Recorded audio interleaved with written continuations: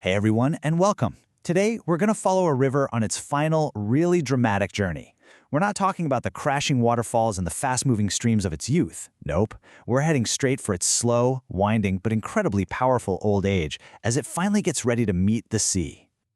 So it's a great question, right? What really happens when a powerful, mighty river starts to lose its speed and, well, gets a little lazy? You might think that's the end of the story, but it's actually where the river does some of its most creative and, frankly, most important work. So, here's our game plan. We'll start by exploring the river's final stage. Then, we'll see how its slow path actually sculpts the land. We'll witness the grand finale where it meets the sea, zoom out to look at the river's whole family tree, and finally, we'll connect it all back to why it matters so much to us and our world. All right, let's dive right in.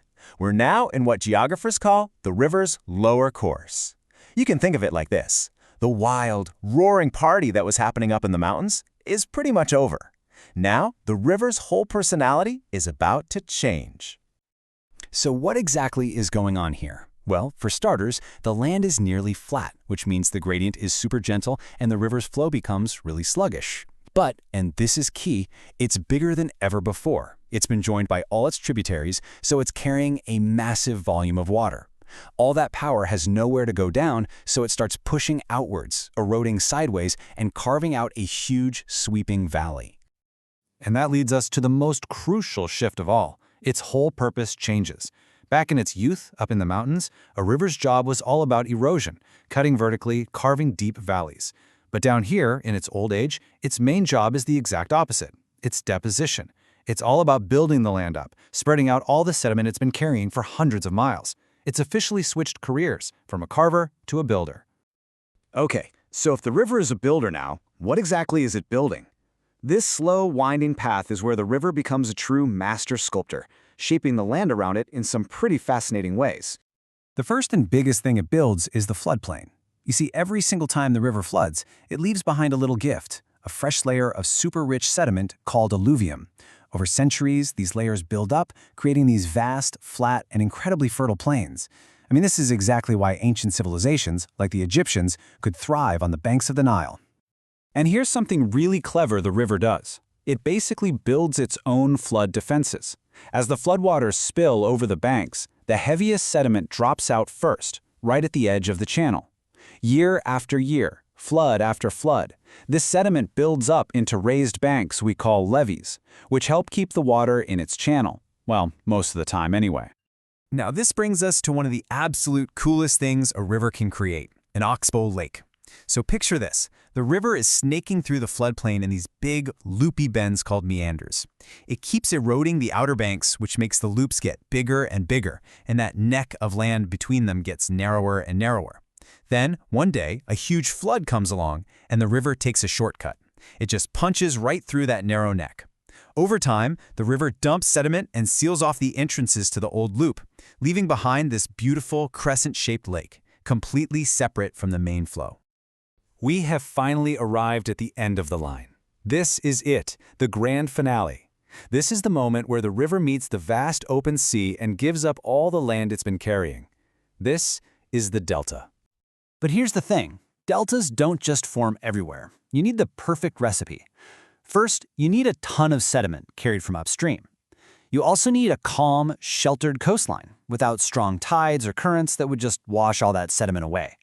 The sea has to be shallow, and you can't have any big lakes along the river's path, because they'd act like filters and trap the sediment before it ever reaches the coast. And when all those conditions are just right, deltas can form these incredible, distinct shapes. You've got the classic fan-shaped arcuate delta, like the famous one on the Nile. Then there's the bird's foot delta, which looks just like its name suggests. The Mississippi River pokes these long, thin fingers of land out into the Gulf of Mexico. Others form inside estuaries or get shaped into a sharp V by waves hitting it head-on. Each one tells a unique story about that specific meeting point between river and sea. Okay, now let's hit the zoom out button for a minute.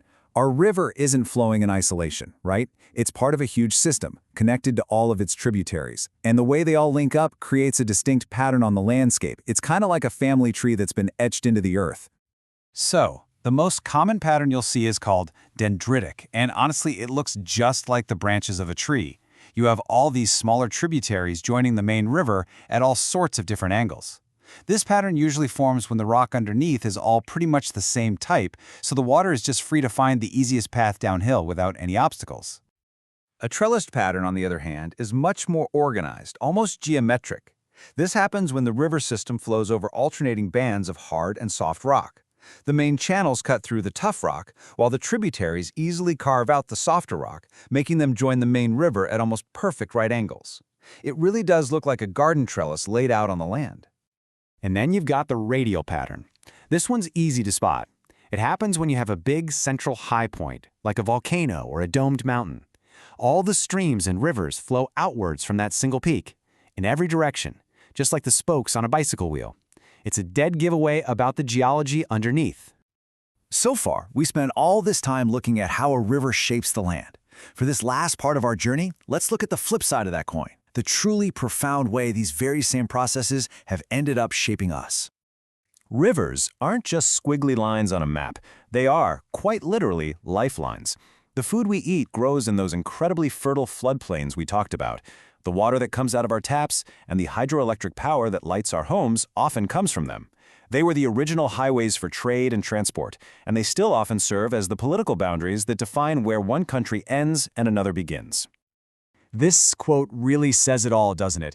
It is impossible to overstate just how important rivers are to us. Just think about it for a second.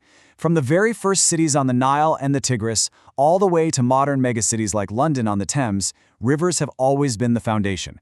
They are the arteries through which civilization flows.